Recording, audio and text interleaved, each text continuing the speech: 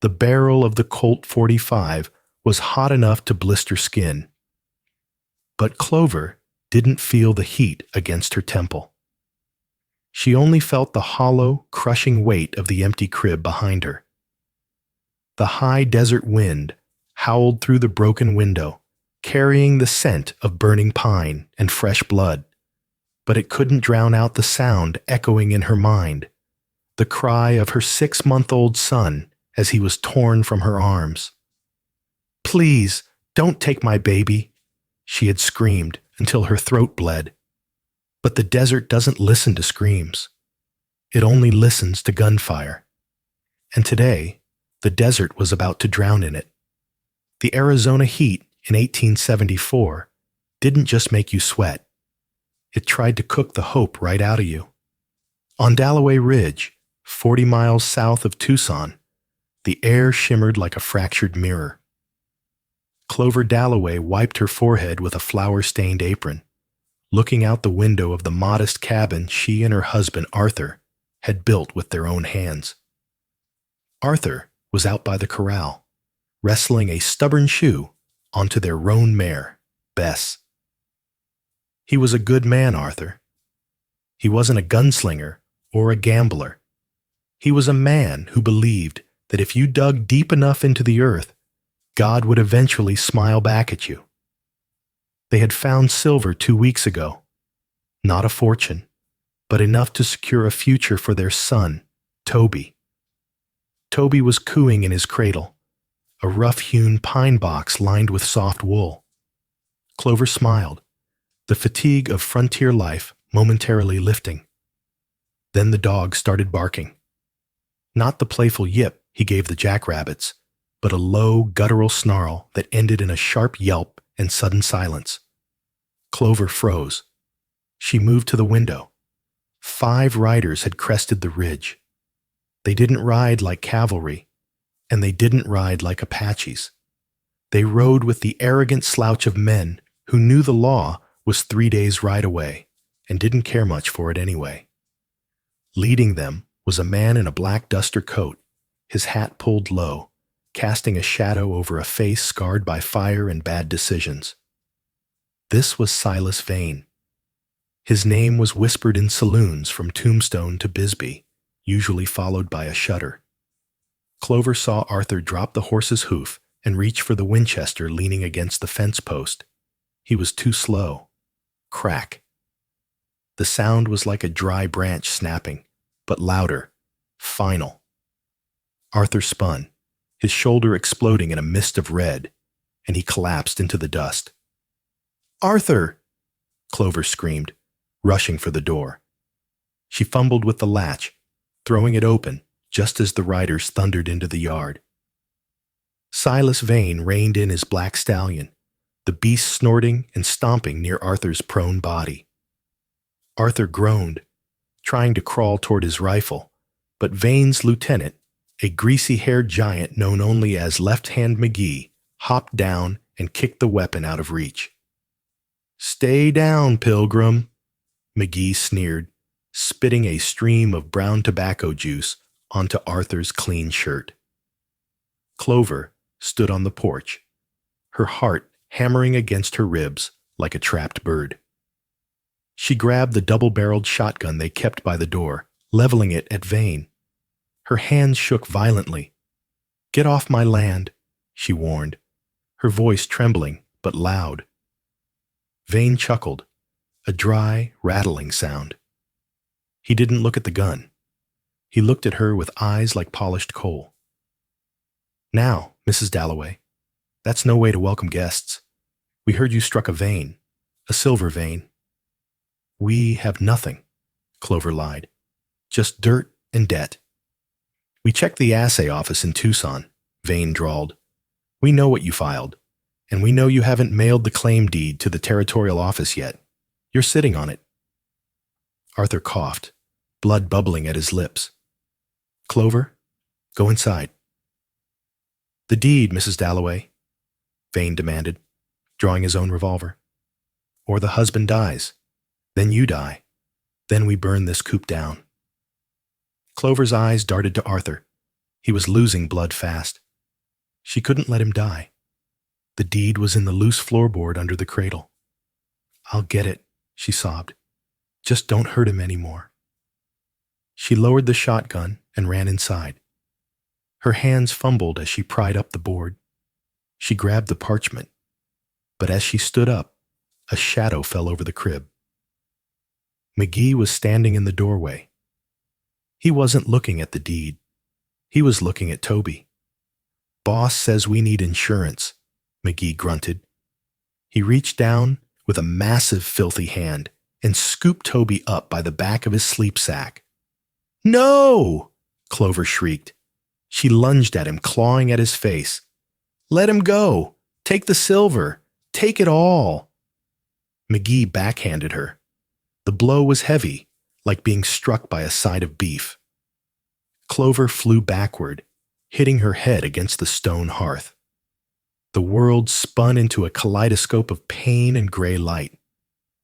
Through the ringing in her ears, she heard Vane's voice outside. "We take the brat. If she wants him back, she brings the rest of the silver samples to the Devil's Anvil by sundown tomorrow. Alone." "And the husband?" McGee asked, stepping out with the screaming infant. "Leave him. He's gut shot. The coyotes will finish him before the moon is up." Clover tried to stand, but her legs refused to work. She crawled, dragging herself across the rough wooden floor, her fingernails splintering against the planks. "Please," she wheezed, "please don't take my baby." She reached the porch just in time to see them riding away, a cloud of alkali dust swallowing them whole. Toby's cries were faint now, drowned out by the thunder of hooves. Arthur lay still in the dirt. Clover dragged herself to him, collapsing on his chest. He was gone. The light had left his eyes. She lay there for an hour, the sun beating down on her, the silence of the desert deafening. She wanted to die. It would be easy to just lie here and let the sun take her. But then, a different sound cut through the haze. Not a cry, but a click. The sound of a horse stepping on stone. Clover raised her head. A single rider sat on a paint horse at the edge of the tree line. He hadn't been with Vane. He was watching. He was an Apache, shirtless, save for a leather vest, his long black hair held back by a red cloth. He held a Winchester across his saddle, but he didn't aim it. He just watched, silent as a hawk. Clover scrambled for the shotgun, but it was empty, the shells spent or lost in the scuffle. She grabbed a pitchfork, leaning against the porch railing, her knuckles white. "Get out!" she screamed at the stranger, her grief transforming into a blinding white-hot rage. "You want to pick the bones? Is that it?" The Apache didn't flinch. He sat high on his horse, his face a mask of weathered bronze. He wasn't young, perhaps 40, with scars mapping a life of violence across his chest and arms. He nudged his horse forward, slowly, hands visible. Clover backed up, tripping over her skirts, falling beside Arthur's body. "Stay back!" The man stopped 10 feet away. He looked at Arthur, then at the burning horizon where Vane had vanished, and finally at Clover. He dismounted in one fluid motion. He wasn't wearing the war paint of a raider. He wore the dust of a traveler. He reached into his saddlebag and pulled out a canteen. He took a step toward her and tossed it. It landed in the dirt near her hand. "Why?" Clover whispered, her voice cracking. The man touched 2 fingers to his lips, then moved his hand in a flat, cutting motion. Silence. He walked past her, ignoring the pitchfork she brandished, and knelt beside Arthur. He checked the pulse, though it was clear Arthur was gone. He closed Arthur's eyes and muttered something in a language that sounded like wind rushing through a canyon. He stood and looked at Clover. He pointed to the tracks leaving the yard. He held up 5 fingers. Then he pointed to the baby's blanket that had fallen on the porch. He made a cradling motion. "You saw them?" Clover gasped. "You saw them take him?" The Apache nodded once. Can you track them?" He looked at her with eyes that were terrifyingly intense. He didn't nod this time. He simply turned, walked to his horse, and pulled a second rifle from a scabbard, a long-range Sharps buffalo gun. He held it out to her. Clover stared at the weapon. "I don't have money to pay you. They took the deed. They took everything." The Apache shook his head. He tapped his own chest. "Chayton." He said the name with a rasp, as if his vocal cords had been damaged long ago. It was the only word he spoke. "Chayton?" Clover repeated. He motioned for her to get up. He pointed to the sun, which was beginning its descent. They were losing light. Clover looked down at Arthur. "I can't leave him to the animals." Chayton moved to the shed, found a shovel, and began to dig. He dug with a ferocity that frightened her. Within 20 minutes, a shallow grave was ready. They laid Arthur to rest without a coffin, covering him with the red earth he had loved so much. Clover said a fractured version of the Lord's Prayer, her tears turning to mud on her cheeks. When she stood up, the grief was still there, heavy as a stone, but it was encased in iron now. She had to get Toby back. "I need a horse," she said. "Bess is spooked, but she'll ride." Chayton waited while she saddled the roan. She grabbed a coat, a box of shells for the Sharps, and filled 2 canteens. She didn't pack food. She didn't plan on eating until she held her son again. They rode out as the sun turned the sky the color of a bruised plum. Chayton took the lead, his eyes scanning the ground. Vane's men hadn't bothered to hide their tracks. They were arrogant. They were heading straight for the Devil's Anvil, a twisted rock formation miles into the Badlands. As they rode, Clover watched the silent man ahead of her. Why was he helping her? In these parts, Apaches and settlers shot each other on sight. There was a war on, a brutal, bloody war for the territory. But Chayton was different. He rode with the weight of a man who had no tribe. He was a ghost drifting through the war. Night fell, bringing a bitter chill. They didn't stop. The moon rose, illuminating the desert in ghostly silver. Suddenly, Chayton raised a hand.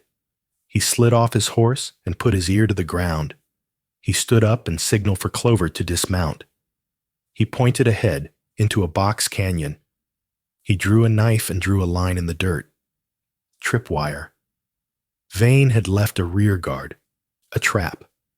Clover's heart seized. "Is Toby there?" Chayton shook his head. He motioned for her to stay with the horses. He vanished into the darkness, moving so silently that not even the dry brush crackled under his moccasins. Clover waited, gripping the Sharps rifle. 5 minutes passed, then 10. The silence was absolute. Then a gurgle, a soft, wet sound from the darkness ahead. Then the call of a nightjar, a bird that didn't belong in this part of the valley. Chayton emerged from the shadows. He was wiping his knife on his pant leg. He motioned for her to follow. They passed 2 men slumped against boulders, their throats open. Vane's lookouts. Clover felt a surge of bile, but swallowed it down. This was the world now. Kill or be killed. Chayton pointed to the tracks continuing out the other side of the canyon, but then he stopped. He crouched low, examining a crushed sagebrush. He picked up a small object and held it up to the moonlight. It was a silver rattle. Toby's rattle. Clover stifled a sob, reaching for it. Chayton handed it to her, his expression softening for a fraction of a second. But then his eyes hardened. He pointed to the ground again. The tracks split. 3 riders went toward the Devil's Anvil. 2 riders broke off, heading west toward the Mexican border. The baby was with the 2 heading west. The 3 heading to the anvil were a decoy, waiting to ambush Clover when she arrived with the ransom. They split up, Clover realized, horror dawning on her. Vane never planned to give him back. He's selling him. He's taking him to Mexico. Chayton nodded. He looked at the tracks heading west, then back at Clover. He mounted his horse and turned the animal west. The chase was on. The trail west was brutal.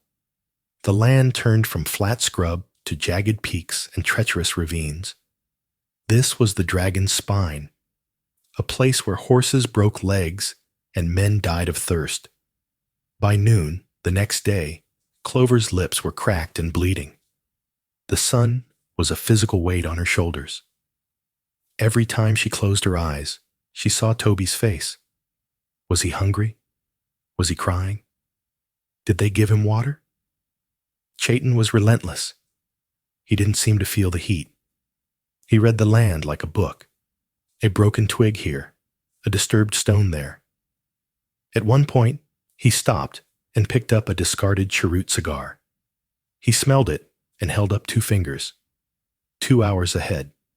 They were gaining. Why? Clover asked again, during a brief stop to water the horses.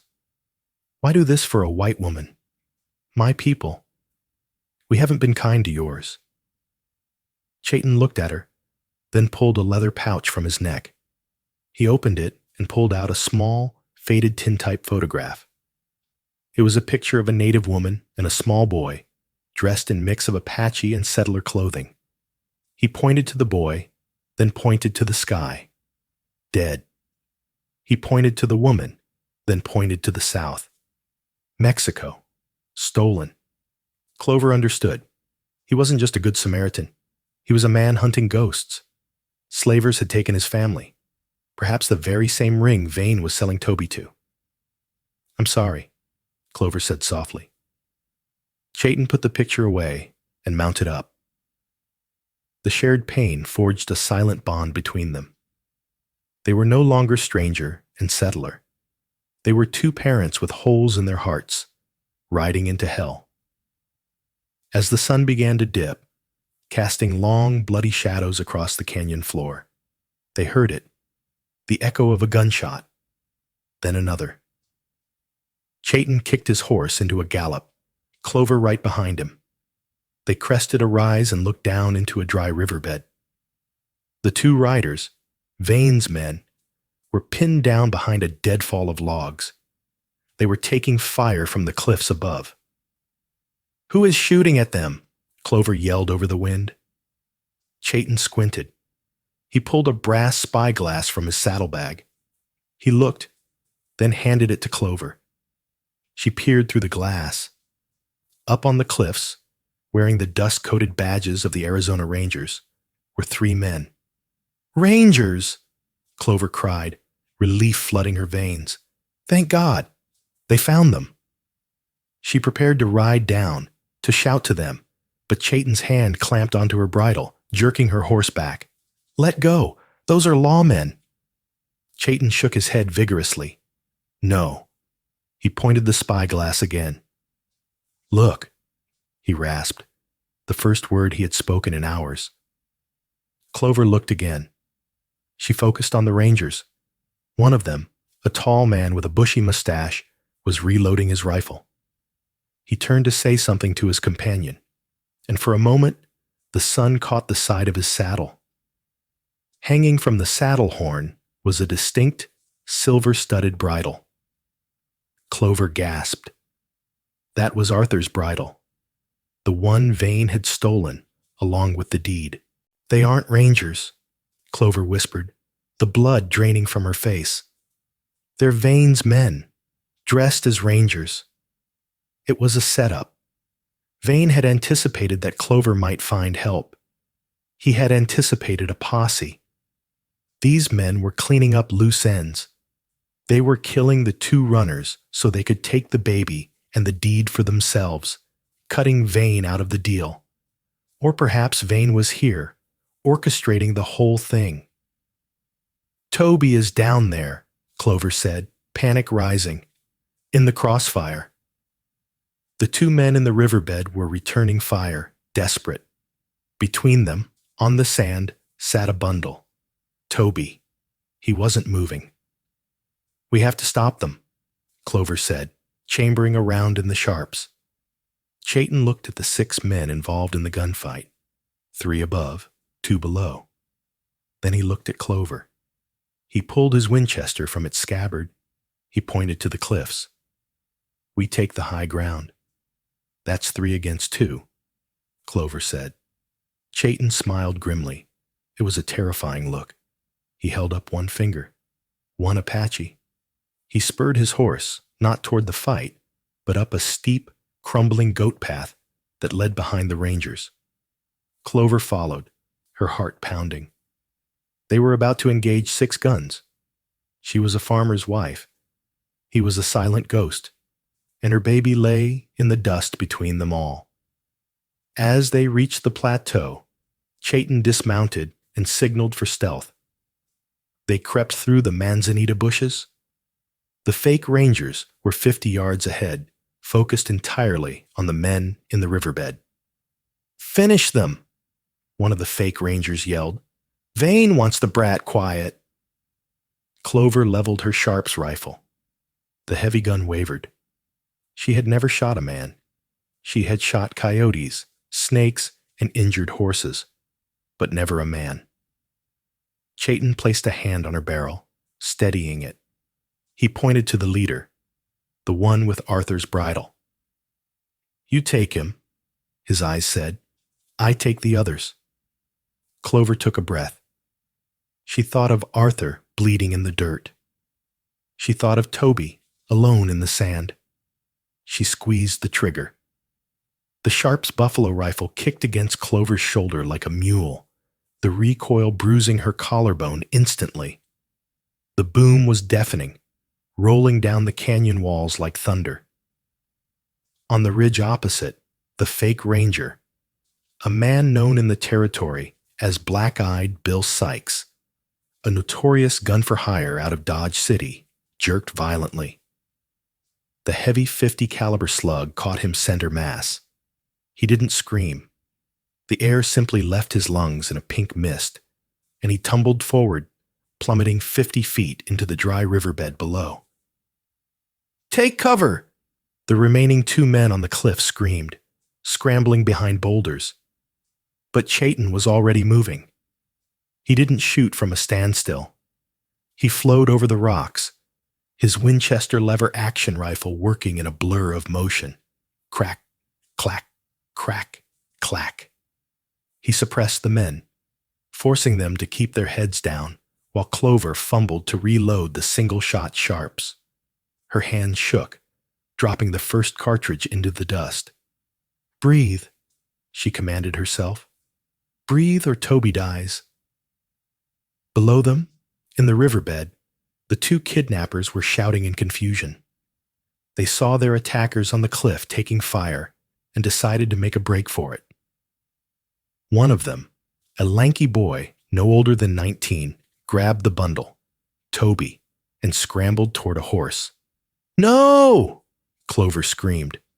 She snapped the breech of the Sharps closed, leveled the heavy octagon barrel, and aimed not at the boy, but at the ground in front of him.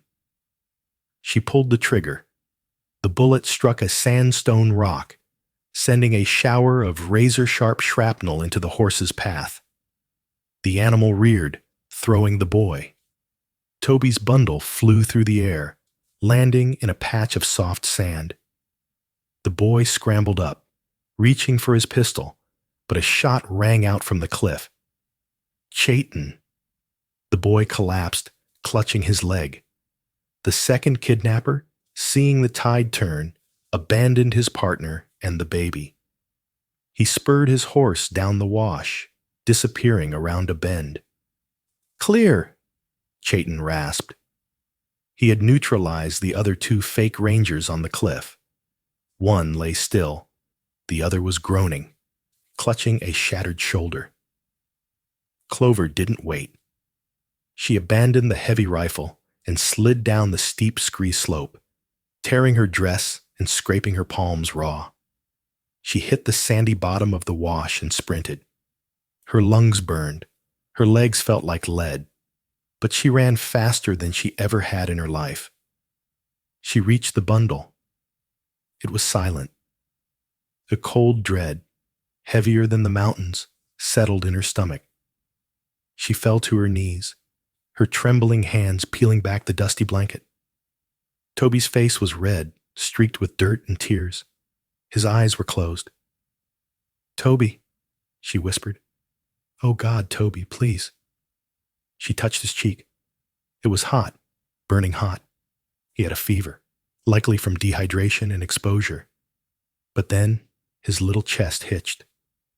A whimper escaped his cracked lips. He was alive. Clover pulled him to her chest, sobbing violently. The relief was so intense it nearly made her black out. She rocked him, kissing his dirty forehead, pouring her own tears onto his face. "Mama's here. Mama's got you." Chayton descended the slope, leading the horses. He kept his rifle trained on the wounded kidnapper, the 19-year-old boy who was trying to crawl away. Chayton walked over to the boy and kicked the pistol out of his hand. He looked at Clover, then at the boy. He pulled his knife. "No," Clover said, her voice steel again. She stood up, holding Toby tight. "We need answers. Who sent you? Was it Vane?" The boy spat blood. "Vane? Vane's the devil. He hired us to run the baby to the border, sell him to the orphanage in Sonora. Said he'd pay us $500 in gold." "Where is Vane now?" Clover demanded. The boy laughed, a wet, bubbling sound. "You think those men on the cliff were the only ones? Vane is coming. He's got the whole crew. He wanted to make sure the job was done personally. You just killed his foreman, Sykes. He'll skin you alive." Chayton looked at the sky. He sniffed the air. He turned to Clover and signed quickly. "Dust. Many riders. 5 miles. We have to go," Clover said. She checked Toby. He needed water, shade, and medicine. "Where?" "We can't outrun them with the baby in this condition." Chayton pointed north, toward a jagged silhouette against the setting sun. The ruins of the San Pedro mission. It was an old Spanish fortress, abandoned 50 years ago after an Apache raid. It had walls. It had a well. "Defensible?" Clover asked. Chayton nodded, but his eyes said something else. "It's a tomb if we stay too long." They tied the wounded boy to his horse. Clover refused to leave him to die, even after what he'd done, and rode hard for the ruins. As they entered the crumbling stone archway of the mission, the first shots of Vane's vanguard echoed off the canyon walls. The siege had begun. The San Pedro mission was a skeleton of the past. The roof of the main chapel had collapsed long ago, leaving open rafters like the ribs of a leviathan. But the bell tower stood, and the perimeter walls were 3 feet thick, built of adobe and stone. Chayton worked with a terrifying efficiency. He barricaded the main gate with fallen timbers and rubble. He positioned the horses in the old sacristy, protected from stray bullets. Clover set up a triage station in the corner of the chapel where the roof still offered shade. She wet a cloth from her canteen and dabbed Toby's forehead. The baby was lethargic, his breathing shallow. "I need water," Clover said. "Real water, not this warm swill from the canteen." Chayton pointed to the courtyard. In the center was an ancient stone well. He picked up a bucket attached to a rotting rope. He moved to step out. but a bullet spanged off the stone archway inches from his face. Vane's men had the high ground on the ridges surrounding the mission. Any movement in the courtyard was suicide. Pinned, Chayton grunted. I'm going, Clover said. Chayton grabbed her arm. He shook his head. He's my son, Clover snapped, and he's burning up. Chayton looked at her, then took the bucket. He stripped off his vest. He waited. He watched the ridge, counting the seconds between the shooter's volleys. Suddenly, he sprinted. He moved in a zigzag pattern, a ghost in the twilight. Bullets kicked up dust around his feet. Thwip, thwip, thwip. He reached the well, dropped the bucket. The rope hissed. He hauled it up, hand over hand, muscles straining. A shot rang out, louder than the others. A Sharps rifle from the ridge. Chayton jerked. Blood sprayed from his upper arm. But he didn't drop the bucket. He grabbed it, turned, and ran back toward the chapel, water sloshing over the rim. He dove through the archway, just as a hail of lead chewed up the doorframe. He slid across the floor, pushing the bucket toward Clover. He was breathing hard, blood running down his bicep. You're hit, Clover gasped, tearing a strip from her petticoat. Chayton ignored the wound. He pointed to the baby. Water. Clover bathed Toby. She forced small drops between his lips. Slowly, the baby began to swallow. His color improved slightly. Outside, a voice boomed. It was amplified, echoing off the rocks. Mrs. Dalloway! It was Silas Vane. Clover crept to a firing slit in the wall. Vane sat on his black stallion just out of rifle range, surrounded by at least 12 men. He looked relaxed, smoking a cheroot. You're a stubborn woman, Clover, Vane shouted. I admire that, but you're out of time. You have my property. I have my son, Clover screamed back. I don't mean the brat, Vane laughed. I mean the man, the Apache. Clover looked at Chayton. He was binding his own arm, his face impassive. That man, Vane continued, his voice dropping an octave, becoming cold as the grave, is named Chayton, but the Army calls him the Butcher of Bravado Creek. There's a $1,000 bounty on his head. But I don't want the money. He killed my brother 3 years ago, slit his throat while he slept. Clover looked at Chayton. The Apache met her gaze. He didn't deny it. Send him out, Vane offered. Send him out, and you and the boy walk away. You have my word as a gentleman. Your word is worth less than snake oil, Clover yelled. Think about it, Vane yelled. Night is coming. My men are getting restless. If we have to storm that place, we kill everyone, even the baby. Vane turned his horse and rode back to his line. Clover slumped against the wall. She looked at Chayton. Is it true? Did you kill his brother? Chayton stood up. He walked to the wall and used a piece of charcoal to draw on the white adobe. He drew a circle. Inside, he drew stick figures, women, children. Then he drew men with guns. Vane's men. He pointed to Vane's brother in the drawing. He mimed shooting a woman, my wife. Clover understood. Vane's brother had been a raider. Chayton hadn't murdered him. He had executed him for the slaughter of his family. He won't let us go, Clover said softly. Even if I gave you up, he can't leave witnesses. He killed Arthur. He tried to sell Toby. Chayton nodded. He checked his ammunition. He had 6 rounds left for the Winchester. Clover had 3 for the Sharps. The boy they had captured had a Colt revolver with 5 shots, 14 bullets, 12 men outside, and the sun was setting. Night didn't fall on the San Pedro mission. It collapsed like a mine shaft. The temperature plummeted, stripping the heat from the stone walls and leaving a chill that settled deep in the marrow of Clover's bones. Outside, the darkness was alive. Silas Vane, a master of psychological terror, had ordered his men to light bonfires in a wide ring around the mission ruins. The flames roared, casting long, grotesque shadows that danced against the crumbling adobe walls, like demons trying to scratch their way inside. The firelight cut off any hope of slipping away unseen. To leave the mission was to step onto a lit stage in front of a dozen rifles.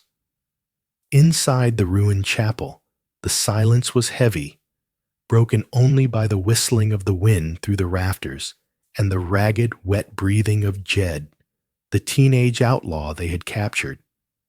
Clover sat with her back against the cold stone of the altar. Toby swaddled tight against her chest. The baby was sleeping now, his fever broken by the water Chayton had bled to get. But Clover couldn't close her eyes. Every time she blinked, she saw Arthur falling. She saw the empty crib. She tightened her grip on the Sharps rifle until her knuckles turned white. "They're gonna skin us," Jed whimpered from the corner. The boy was pale, sweat beading on his upper lip despite the cold.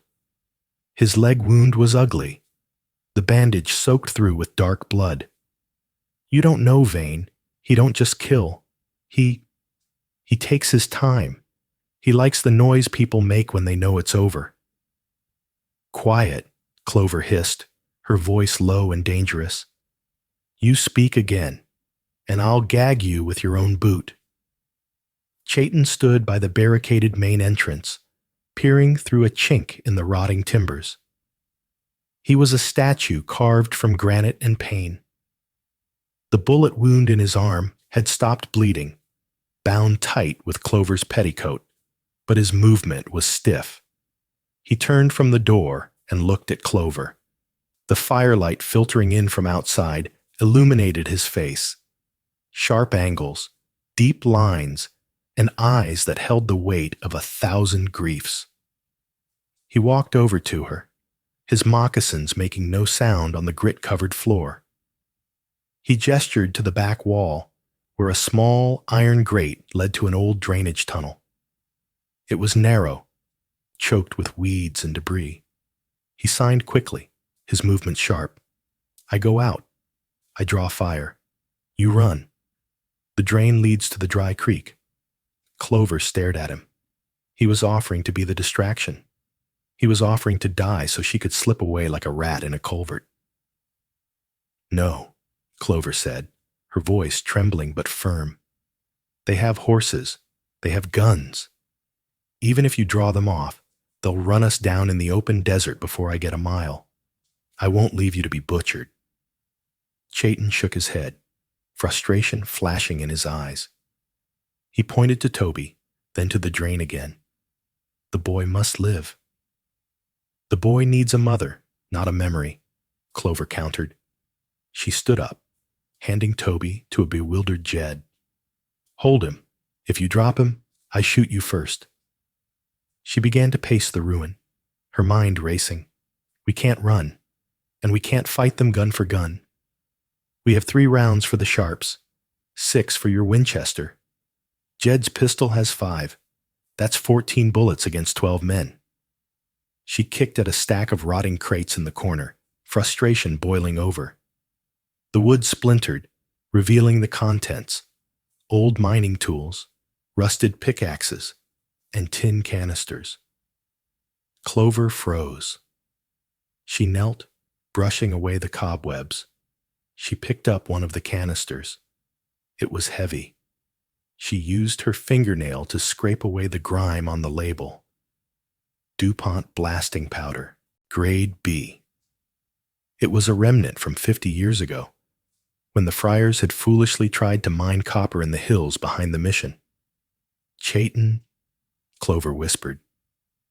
The Apache moved to her side. He took the canister, shook it near his ear. The powder inside shifted, clumped perhaps, but loose enough. He pried the lid off with his knife. The smell of sulfur and charcoal drifted up, pungent and sharp. He looked at Clover, and for the first time, the mask slipped. A look of fierce respect replaced the stoicism. He understood. "We don't run," Clover said, her eyes hard. "We welcome them in." The next hour was a blur of desperate labor. They found a massive cast-iron cauldron in the mission's ruined kitchen. It was heavy, rusted, and perfect. They dragged it to the main gate, right behind the barricade of timbers. They emptied 4 canisters of the black powder into the pot. It wasn't enough to just burn. It had to shred. Clover scoured the ruins, filling her apron with anything that would hurt. Rusty nails, jagged rocks, pieces of broken glass, heavy iron hinges.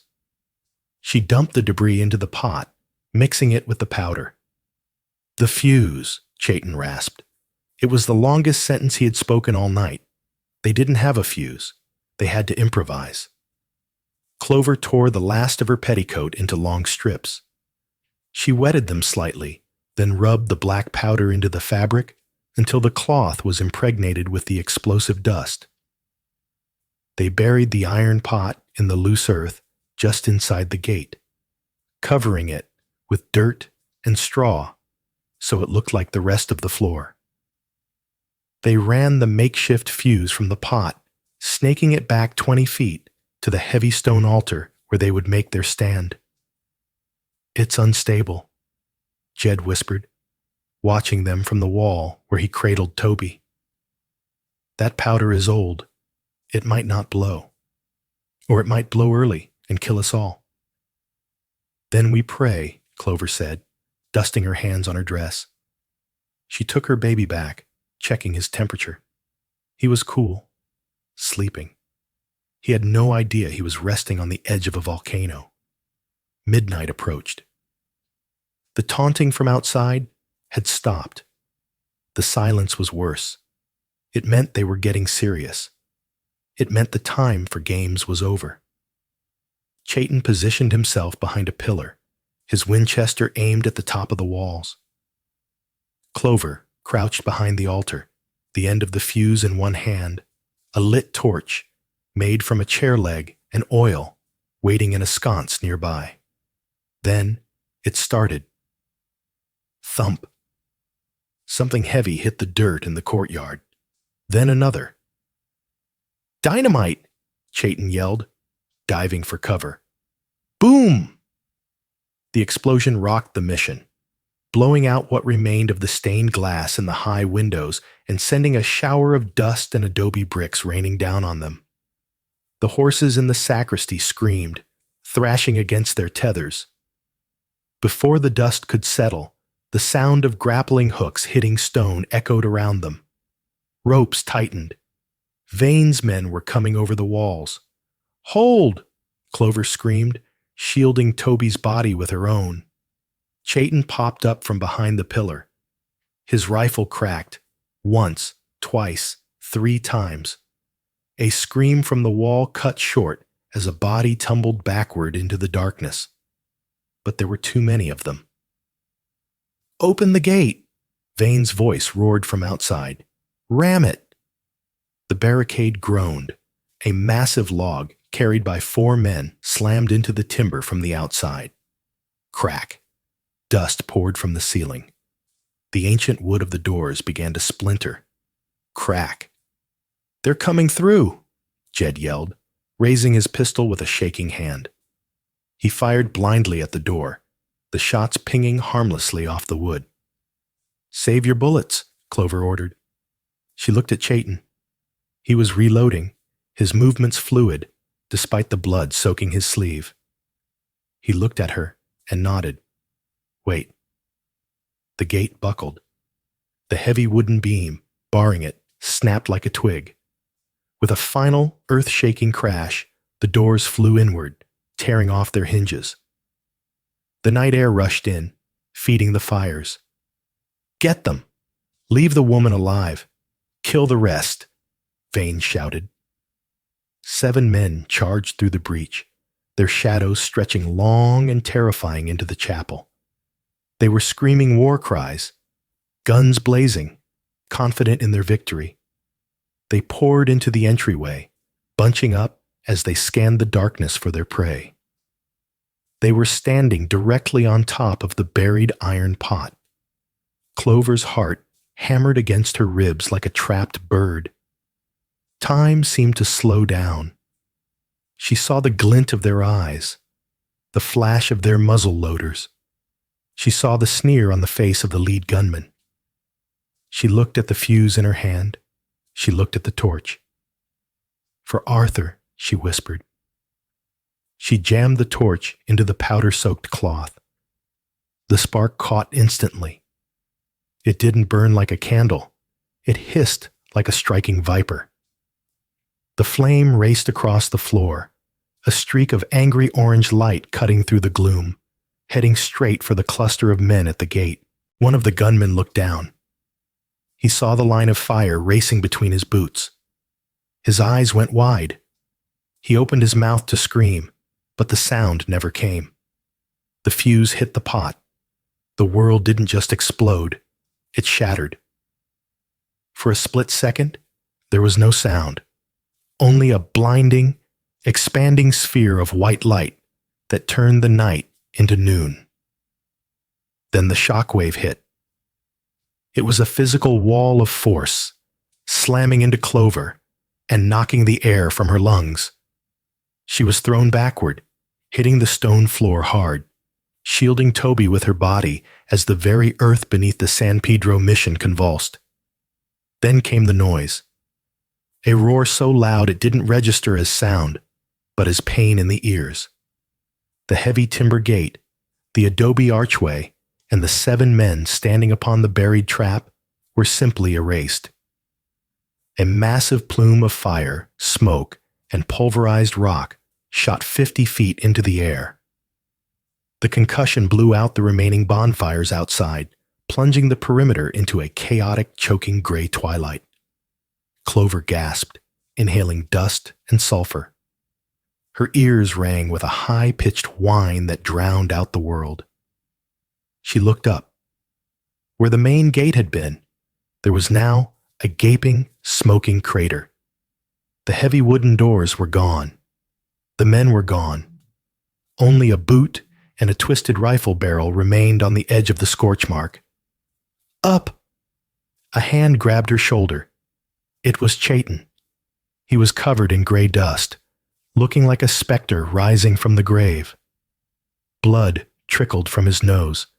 The concussion had rattled them all, but his eyes were clear. "Ride! Now!" he screamed, though his voice sounded distant through Clover's ringing ears. They scrambled to the sacristy where the horses were tethered. The animals were frantic, eyes rolling white with terror, rearing and kicking at the stalls. It took both of them to control Bess.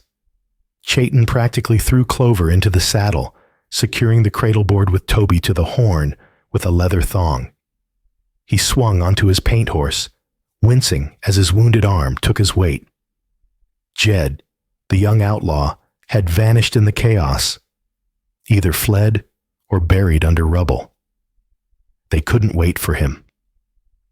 "Through the smoke!" Chayton yelled. He kicked his horse, and they charged. Not away from the danger, but directly into the throat of the inferno. They galloped out of the chapel and into the cratered courtyard. The ground was still hot, littered with debris. They leaped over a burning beam and burst through the shattered archway. The scene outside was bedlam. The explosion had terrified the remaining horses of Vane's gang. 2 men were on the ground, thrown by their mounts. Another was wandering blindly, hands to his ears, stunned by the blast. Clover rode him down. She didn't veer. Bess, a heavy plow horse at heart, slammed into the dazed outlaw with the force of a locomotive, knocking him into the mesquite brush. "Yeah!" Clover screamed, snapping her reins, urging Bess into a full sprint. They broke the perimeter, leaving the smoking ruins of the mission behind, tearing into the open desert. The cold night air whipped against Clover's face, stinging her eyes, but she didn't blink. She rode for the moon, which hung low and blood orange over the Dragoon Mountains. They had done it. They had survived. Crack! A bullet whizzed past Clover's ear, snapping like a bullwhip. Clover looked back. Emerging from the cloud of dust, like a demon birthing itself from hell, was a black stallion, and on its back sat Silas Vane. He hadn't been at the gate. He had been hanging back, watching his men die, waiting for the rabbit to bolt. He was untouched by the blast, and his horse was fresh. "Faster!" Clover cried, leaning over Bess's neck. But Bess was tired, carrying Clover, the baby, in days of fatigue. The black stallion was gaining, eating up the distance between them with terrifying grace. Vane wasn't firing wildly. He was closing the gap. He wanted to be sure. Chayton saw him. He checked his Winchester. Empty. He checked his belt. No cartridges. He looked at Clover, then at Vane. He looked at the terrain ahead, a narrow pass through the rocks, miles away. They wouldn't make it. Vane would catch them in the open flats within minutes. Chayton made a sound, a sharp, guttural cry. He veered his paint horse away from Clover, turning broadside to block the path. He pulled his knife, the blade gleaming in the moonlight. He was going to charge a man with a loaded Colt .45. "No!" Clover screamed, tearing at her reins. "Chayton, don't!" Vane didn't even slow down. He raised his pistol, his face a mask of soot and cold, dead calculation. He fired. The shot hit Chayton's horse in the chest. The animal collapsed mid-stride, tumbling forward in a cloud of dust. Chayton was thrown hard, rolling violently across the rocky ground before coming to a stop in a heap of sagebrush. He didn't move. "One down!" Vane roared, his voice carrying over the wind. He spurred the stallion, ignoring the fallen Apache, his eyes locked on Clover. He was 50 yards back, then 30, then 10. Clover kicked Bess, sobbing, screaming, pleading with the animal to fly. But the heavy roan was foaming, her lungs heaving. Vane pulled alongside her. He was close enough that Clover could smell the tobacco smoke on his clothes, close enough to see the madness in his eyes. He holstered his pistol. He didn't want to shoot her. He wanted to pull her off the horse. He wanted to take the baby with his own hands. He drew a massive Bowie knife, grinning like a skull. "Give me the boy, Clover," he shouted, reaching out to grab her bridle. "It's over." Clover grabbed the Sharp's buffalo rifle from across her lap. She raised it to fire, her finger tightening on the trigger. Click. The hammer fell on an empty chamber. She had fired her last shot at the fake ranger on the cliff hours ago. She had never reloaded. Vane laughed, a wet, rasping sound. "Empty, just like your life, Mrs. Dalloway." He rose in his stirrups, raising the knife to slash at her reins, to cut Bess's throat and bring them crashing down. Clover looked at the rifle in her hands. It was a Sharp's Big 50. It had a 30-inch, heavy octagon barrel made of solid steel. It weighed 12 pounds. It wasn't just a gun. It was a crowbar. It was a bludgeon. Rage, hot and blinding, flooded Clover's veins. It washed away the fear. It washed away the exhaustion. This man had killed her husband. He had terrorized her son. He had burned her life to ash. "I said," Clover shrieked, her voice tearing from her throat, raw and primal. She stood up in her stirrups, balancing precariously as the horses galloped neck and neck at full speed. She gripped the rifle by the stock, swinging the heavy steel barrel back like a baseball bat. Vane saw the movement too late. His eyes widened in sudden dawning horror. "Leave us alone." Clover swung. She put every ounce of her farm-hardened strength, every ounce of her grief, every ounce of a mother's fury into the blow. The heavy steel barrel connected with Silas Vane's temple with a sickening wet crunch that echoed louder than the hoofbeats. The impact was catastrophic. Vane was swept backward out of his saddle as if he had been hooked by a freight train. He didn't scream. He didn't flail. He just vanished from the back of the horse, hitting the hard-packed desert floor with a bone-shattering thud. He tumbled, ragdolling through the dirt and cactus, finally coming to a stop face down. Vane's black stallion kept running, riderless, disappearing into the night. Clover fought to control Bess, pulling the reins tight, circling back. Her chest was heaving, her heart hammering against her ribs so hard she thought it might crack them. "Whoa, Bess! Whoa!" she sobbed. She brought the horse to a halt. The desert was suddenly silent. The wind had died. Clover sat there for a moment, the rifle slipping from her numb fingers and falling to the dirt. She checked Toby. The baby was wide awake, eyes wide but silent. He was safe. Slowly, terrifyingly, she turned Bess around to look at the body. Silas Vane lay in a twisted heap.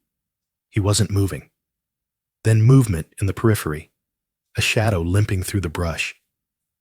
Clover gasped, reaching for the empty scabbard, but her hand froze. It was Chayton. He was dragging his left leg. His face was a mask of blood from a cut on his forehead, and his arm was hanging uselessly at his side. But he was walking. He walked past Clover, not looking at her, his eyes fixed on Vane. He reached the body. He nudged Vane with his good foot. Vane flopped over. His eyes were open, staring blindly at the stars, glazed with dust. The side of his head was crushed. Chayton stood over the man who had ordered the death of his family. He didn't shout. He didn't spit. He simply reached down, picked up Vane's wide-brimmed black hat, dusted it off against his leg, and placed it on his own head. He turned to Clover. The moonlight caught the silver in his hair and the blood on his face. For the first time since she had met him, the hard lines of his face softened. He looked at Toby, then at Clover. He raised a trembling hand and signed one word: peace. Clover slid off her horse, her legs giving way. She collapsed into the dirt, clutching Toby, and finally, for the first time in 2 days, she let herself cry. 3 days later, a strange procession rode into the bustling streets of Tucson. They didn't go to the sheriff, a man known to take bribes from the cattle barons. They went straight to the territorial governor's mansion. Clover Dalloway walked up the steps, her dress torn and stained with black powder, carrying a baby in one arm and a heavy sack of high-grade silver ore in the other. Behind her stood a ghost, an Apache warrior wearing a gunslinger's black hat, terrifying the polished clerks and politicians just by standing still. Clover told her story. She dumped the silver on the governor's mahogany desk. She told them where to find the bodies at the mission. She told them where to find Silas Vane. The bounty on Vane was $5,000. The silver claim on Dalloway Ridge was validated and secured in Toby's name. Clover never went back to the ridge. The memories of Arthur dying in the dirt were too loud there. Instead, she used the reward money and the silver to buy a sprawling ranch in the Verde Valley, a place with green grass, tall cottonwoods, and a river that never ran dry. Chayton didn't stay. The civilized world had no place for a man who carried a war in his soul. The morning after the legal papers were signed, Clover went to his room at the boarding house to bring him breakfast. The room was empty. The bed hadn't been slept in. On the pillow, resting on a neatly folded blanket, was the silver rattle he had found in the canyon. the one he had tracked to save her son. She ran to the window, looking out at the dusty street, but he was gone. She never saw him again. But years later, when Toby was a grown man running the ranch, travelers would come down from the high passes with stories. They spoke of an old Apache guardian who roamed the Badlands, a silent shadow who protected the innocent and hunted the wolves who preyed on the weak. And every time Clover heard those stories, she would smile, touch the silver rattle on her mantle, and whisper a prayer for the man who had faced 6 guns to save her baby. And that, folks, is the legend of Clover Dalloway and the silent Apache, Chayton. In a land where law was often decided by the caliber of a bullet, they proved that the strongest weapon wasn't a Colt 45, but the ferocity of a mother's love and the loyalty of a stranger. It's a reminder that even in the darkest canyons, you're never truly alone if you have the will to fight. If this story had your heart racing, please do me a massive favor. Hit that like button. It really helps the channel grow and lets me know you want more true grit westerns like this one.